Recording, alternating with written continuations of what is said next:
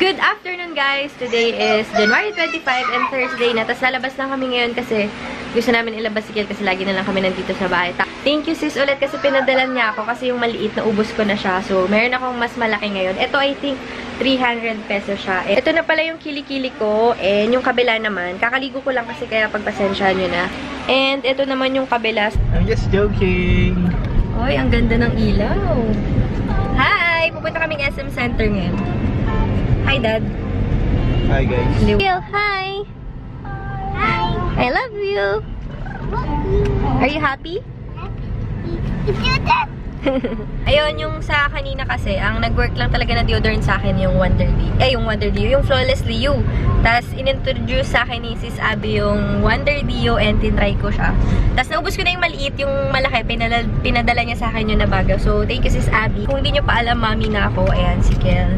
Ano siya, nakakaitim talaga ng mga singit-singit, ng mga kilikili. So, nakatulong siya sa akin. Nakatulong ba, Daddy? Nakatulong. Kasi, dati sinasabi sa akin ni MJ, ang itim-itim ng leke-leke ko. Pero ngayon, hindi na masyado. Uy, wala akong sinabi ha. Wala ka ba sinabi? Sabi ko madilim. O, madilim daw. Ganun yung description niya. Pero, makita niyo naman sa video kanina. So, ayun na yung ano niya, update. No, it's not gonna leave us. Thank you, B. Yan yung outfit ni Kiel. Lahat galing sa kanya. Come on, let's go na.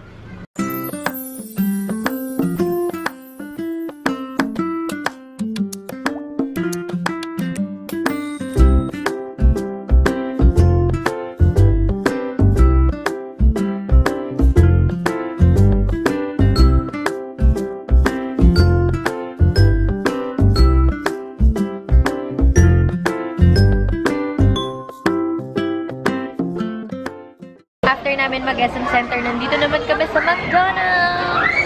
Daddy. Hey guys. Ang order namin is ito. Pineapple juice, tapos may 2 burger and fries, tapos ito, Happy Meal kay Kiel. Kiel! Hi! Hello! Hi! There! Kay Daddy. Say hi first! How are you? Hi! Puti. Love you! Okay. Order namin is isang ice latte. 100 pesos lang to. Kasi ito, ice mocha. So, tignan natin kung ano mas masarap sa dalawa.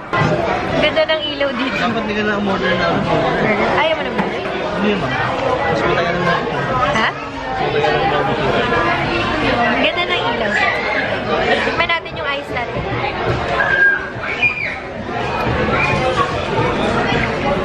Pangit nasa. Hindi ako yan ha. Yung lasa niya matapang. Pero masarap. Sa una, pangit yung lasa niya. Pero kapag tumagal, sumasarap naman. Matapang lang siya. Kasi yung ice mocha mas matamis. Masarap yung ice mocha nila.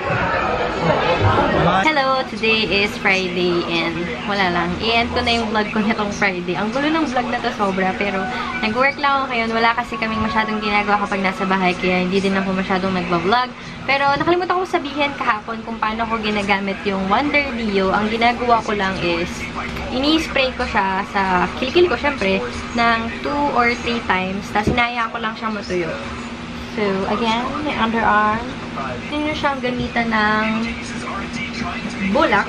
And pwede din naman directly on your armpit. Tapos, ang ginagawa ko sa akin, mas prefer ko kasi na ini-spray ko lang siya mga 2 to 3 times. Tapos, ganyan lang ako sa electric fan. Tapos, pinapatuyo ko lang. Hindi ako nagsusuot ng damit hanggat hindi siya tuyo kasi hindi ko alam. Parang mas okay sa akin na matuyo muna siya. Na mag-sink in siya dun sa skin ng aking kilikili. Ganyan yung ginagawa ko sa kanya. Tapos yun, kailangan ko na din mag-work. Tapos napansin ko, ang bilis sumaba ng buhok ko. Diba kakapagupit ko lang nitong kailan bago matapos yung taon. Tapos ito na naman siya. Ang haba na naman niya, beshi. Siguro sa ginagamit kong conditioner. Pero yun, ito na yung vlog ko. Good night! Bye! Good morning guys! Today is Saturday and mag-vlog ako ngayon. Ano pa lang? Magsi-7 pa lang ng umaga and hindi ko nga alam kung pwede ako mag-vlog dun sa pupuntahan ko. Tanungin ko na lang siya mamaya. Tapos, Si Kiel and MJ, iniwan ko sila sa bahay kasi natutulog pa sila. So, samahan niyo muna ako ngayong araw at tara, let's. Hello guys! Uwi na ako ngayon. Hindi kami natuloy sa gagawin namin. Hindi ko pa masabi kasi nahihiya ako sabihin. Hindi ko kasi ina-expect na mangyayari to. Pero sobrang thank you sis Tinay. Thank you so much. Hinahanap na siguro ako ni Kiel tsaka ni MJ kasi alam nyo naman kami.